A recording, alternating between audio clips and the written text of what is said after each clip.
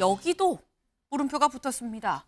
비윤내치고 탄핵 부정 세력엔 꽃길, 여도 비호감 공천. 네, 지금 국민의힘도 비호감 공천인 건 마찬가지다라는 한국일보의 지금 기사입니다. 사실 그동안 잡음이 없다 못해서 무음 공천이다라는 얘기가 나왔던 게 국민의힘의 공천이었었는데, 근데 어제 수원에 간 한동훈 위원장 이런 상황이 있었습니다. 좀 보고 오실까요?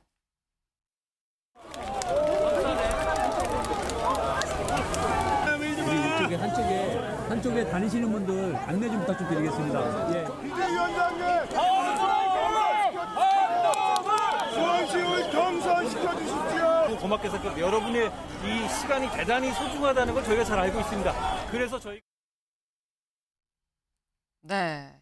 지금 옆에 이렇게 팻말을 들고 있는 사람 한규택 예비후보입니다. 근데 한규택 후보, 나도 경선시켜주세요. 지금 수원 을에 지금 이 신청을 했었는데 단수 공천이 됐죠. 단수 공천을 다른 사람이 받았습니다. 홍인호 후보가. 그러다 보니까 경선시켜달라라고 지금 계속 따라다니면서 지금 얘기를 하고 있는 건데, 윤용걸 대표님, 네.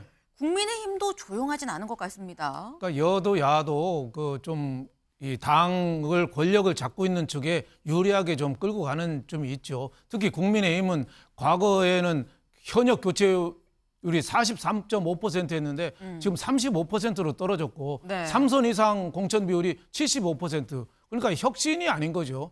예, 민주당의 혁신은 남의 가죽 벗기는 가짜 혁신이고, 국민의힘 혁신은 자기 가죽을 벗기는 아니라 자기 때만 그냥 미는, 어떻게 보면 혁신이라고 볼 수도 없죠. 그러니까 네. 친윤 그 과거에 왜 나경원 의원 출마 못하게 당대표 뽑을 때 연판장 돌린 네. 그 의원들 있잖아요. 그분들 중에 지금 공천 받은 사람이 70%가 넘어요. 그러니까 친윤 색깔이 너무 강한 거죠. 그래서 좀 우리 여야의 공천을 보면은 우리나라 민주주의의 위기가 아닌가 싶어요. 과거에 민자당 3당 합당할 때도 김영삼 대통령 소수 민주계지만은 민자당 쪽에 그 굉장히 많이 뽑아줬거든요, 공천을. 그리고 DJ도 한 30%, 40%는 비주류를 해줬는데, 지금 여야를 막론하고 너무 주류만 뽑아서 이거는 정말 민주주의의 위기다 볼 수 있다. 특히 저 유영아 변호사를 뭐 박근혜 전 대통령 후광 때문에 해준 거는 좀 이해는 해줘요. 그렇지만은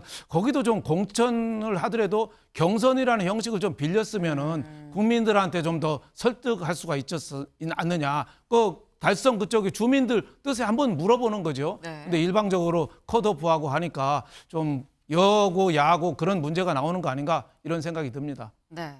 사실 국민의힘에서 이제 컷오프 탈락자가 나오고 하다 보니까 반발이 있었습니다. 이채기 의원의 경우에는 무소속으로 출마해서 나중에 살아서 돌아오겠다라고 얘기를 하기도 했었고요. 또 일부 후보들은 난 재심 요청한다, 이건 아니지 않느냐라고 얘기하면서 공개적으로 막 기자회견을 하는 모습도 있었습니다. 다음 기사 좀 보겠습니다.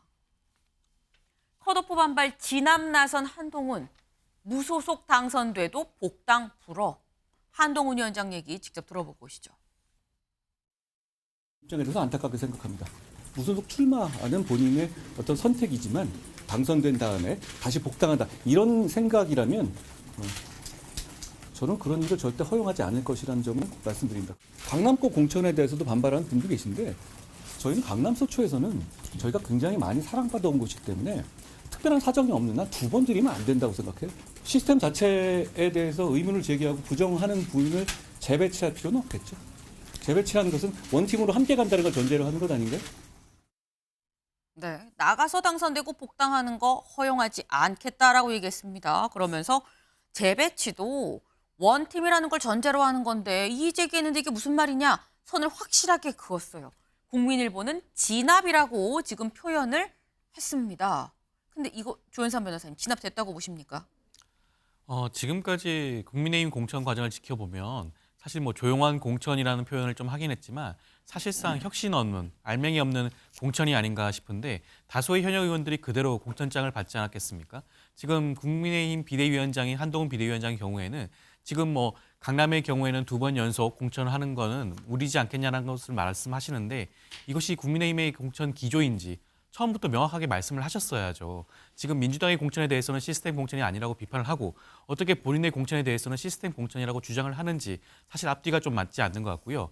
그렇다고 하더라도 지금 뭐 대구의 경우에 유영하 변호사 같은 분들, 그다음에 도태우 변호사 같은 분들을 공천하는 것 자체가 어떻게 보면 이건 지금 탄핵의 늪에 다시 빠졌다는 것을 자인하는 꼴이 되는데 이것이 과연 국민의힘이 바라는 혁신 공천인지 그것을 묻지 않을 수가 없고 심지어 도태우 변호사 같은 경우에는 5.18 광주 민주화 운동에 대해서 북한의 개입설을 다시 한번 주장했던 그런 분입니다. 과연 지금 광주 민주화 운동에 대해서 어떠한 생각을 가지고 있는지 지금 한동훈 비대위원장이 그렇게까지 광주를 찾아가면서 말씀하셨던 부분이 있지 않겠습니까? 그럼에도 불구하고 그런 분들을 어떻게 공천 과정에서 걸러내지 못하고 공천장을 주게 되는지 그런 부분들을 되돌아봐야 되지 않을까 싶습니다. 네.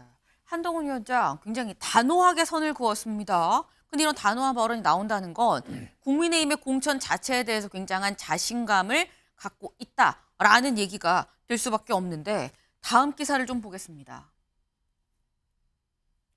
국민의힘 호남 26곳 공천 완료. 28개 중에 26곳을 다 공천을 완료를 했어요. 그런데 이 상태로 보니까 7명이 음주운전, 폭행 등 전과자더라라는 겁니다. 이걸 좀 보겠습니다.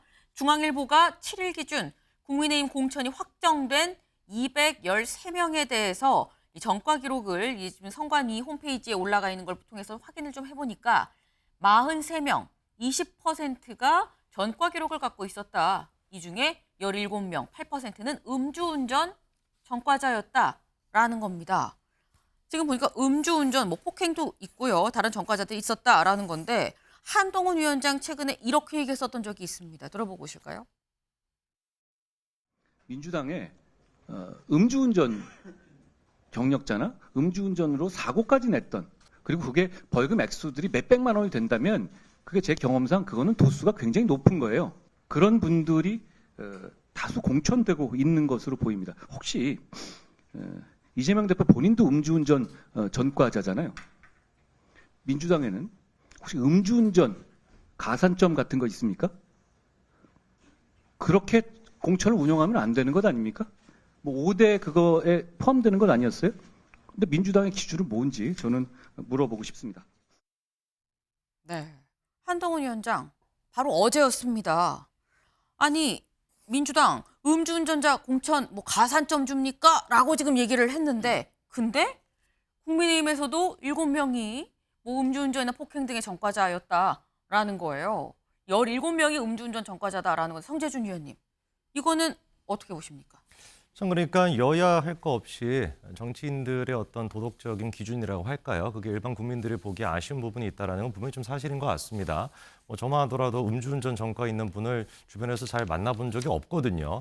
근데 이제 하필이면 이렇게 좀 정치와 관련된 뉴스를 볼 때만 보면은 뭐 누구도 음주 전과가 있었다고 누구도 뭐 폭행 전과가 있었다고 뭐 별의별 얘기가 많으니까요. 이건 진짜 여야 할 거 없이 전부 다 좀 통렬히 저희가 책임을 좀 느껴야 되는 부분이라고 분명히 좀 지적을 하고 싶고요.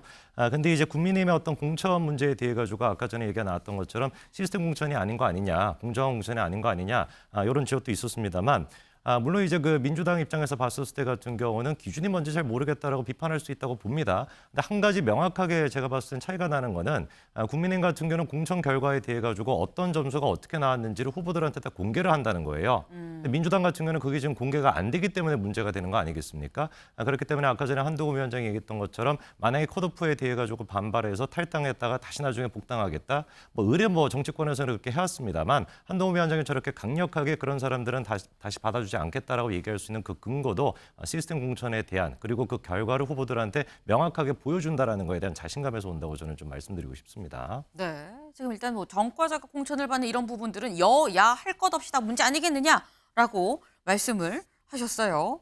그러면서 다만 여야의 공천의 좀 차이는 왜 그랬는지 투명하게 공개하는 것과 안 하는 것 아니겠느냐라고 말씀을 하셨는데 일단 이런 부분을 보면 지금 국민의힘의 공천에 대해서도 비판받을 부분이 좀 있는 거 아니겠냐라는 얘기가 나올 수밖에 없어 보이는데 관련해서 다음 저희가 사진 기사를 하나 좀 준비를 해봤습니다.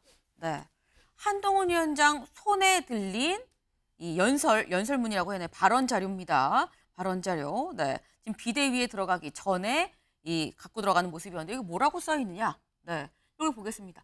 법원이 체포영장을 발부한 건 이재명 경기도지사 취임 이후부터 법인카드를 유용했다는 사실이 소명이 됐다는 뜻이다. 이재명 이 경기도지사가 수천만 원의 법인카드 유용이 지금 지속되어 왔는데 이재명 대표 이걸 몰랐다는 게 말이 되는가라는 게 이제 타이핑이 되어 있는 부분인데 여기다가 화살표 이런 사람이 공천받는 게 말이 되나라고 이제 본인이 손글씨로 썼어요. 네.